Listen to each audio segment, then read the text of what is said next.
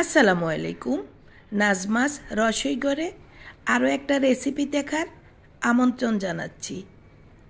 আজ আপনাদের সাথে শেয়ার করব ভাদ্র মাসের তালের রসবড়া বা তালের পিঠা। তাহলে চলুন রেসিপি শুরু করি। প্রথমে আমি 1 কাপ ময়দা নিয়ে নিলাম, তার সাথে নিয়ে নিব 1 কাপ চালের গুঁড়া। চালের গুঁড়া ময়দা দুই রকম দিয়েই পিঠাটা বানালে বেশি মজা হয়। এখন দিয়ে দেব আমি স্বাদমতো লবণ আর হাফ চায়ের চামচ বেকিং পাউডার। চাইলে এখানে বেকিং সোডাও দিতে পারেন। শুকনো উপকরণগুলোকে ভালোভাবে মেশাতে হবে। ভালোভাবে মেশানো হয়ে গিয়েছে।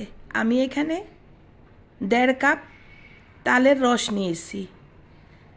আর তালের রস কিভাবে নিতে হয় সবাই জানে। চাল নিতে পাকা তাল ছেলে এই রসটা নিয়েছি।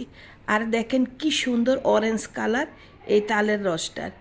এখন তালের রসটাকে আমি ভালোভাবে মিশিয়ে সফট একটা ডো তৈরি করব। আর চেক করে নিব এরকম গোল গোল বড়ার শেপ হয় কিনা।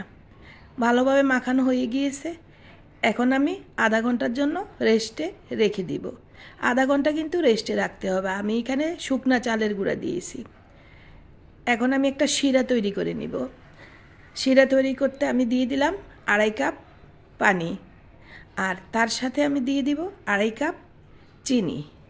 এই শিরাটা কিন্তু আঠালো হবে না, শুধু শিরাটা গলে 3-4 বার আমি বলক তুলেই চুলা বন্ধ করে দিব। দিয়ে দিলাম 2 টুকরা দারুচিনি, একটা তেজপাতা আর হাফ চায়ের চামচ ভিনিগার। আপনারা চাইলে এখানে লেবুর রসও দিতে পারেন।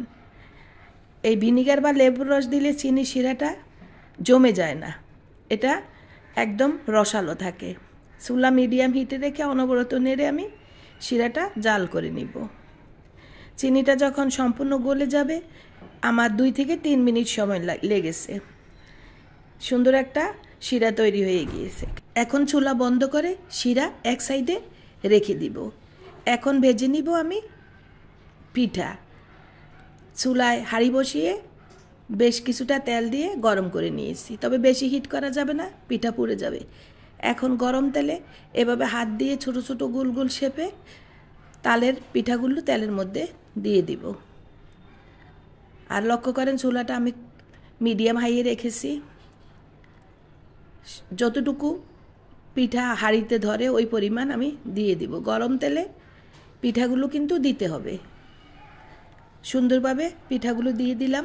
আর এই ভাদ্র মাস এখন তালের ভরপুর সিজন। আপনারা চাইলে এই রেসিপিটা বাসায় তৈরি করতে পারেন। খুবই মজার এই তালের পিঠাটা, রসবড়াটা। ভিতরে রস ঢুকে একদম কি বলবো গোলাপ জামুর মতো হয়ে যায়। এখন গোল্ডেন কালার করে আমি পিঠাগুলোকে ভেজে নিব। যেহেতু আমার তালের কালারটাই অনেক সুন্দর অরেঞ্জ কালার ছিল, দেখেন পিঠার কালারগুলো অরেঞ্জ হয়েছে। এভাবে আমি সবগুলো পিঠা ভেজে নিব। আর আপনি যদি বাসায় এই পিঠা তৈরি করেন অবশ্যই আমাকে জানাবেন কেমন হয়েছে। সবগুলো পিঠা তৈরি হয়ে গিয়েছে। আর পিঠাটা একটু গরম গরম অবস্থায় আমি শিরাতে দিয়ে দিব। একটা সার্ভিং ডিশে আমি পিঠাগুলো নিয়ে নিচ্ছি। সবগুলো পিঠা নেওয়ার পর আমি শিরাগুলো উপর থেকে এভাবে দিয়ে দিব। তবে খেয়াল রাখতে হবে শিরা বা পিঠা যে কোনো একটা গরম থাকতে হবে। ঠান্ডা অবস্থায় দিলে শিরা পিঠার মধ্যে ঢুকবে না। আমার পিঠাগুলো একদম গরম ছিল আর শিরাটাও হালকা গরম ছিল। এখন সবগুলো শিরা দিয়ে ভালোভাবে চামচ দিয়ে চেপে দিয়েছি। এভাবে আমি রেখে দিব 3 থেকে 4 ঘন্টা।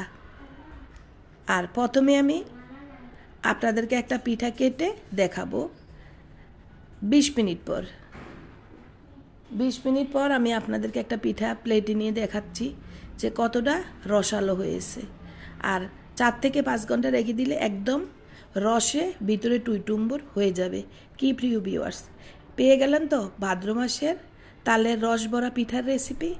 তাহলে আমার চ্যানেলটি সাবস্ক্রাইব করে বেল বাটন অন করে রাখবেন। পেয়ে যাবেন নিত্য নতুন মজার মজার সব রেসিপি।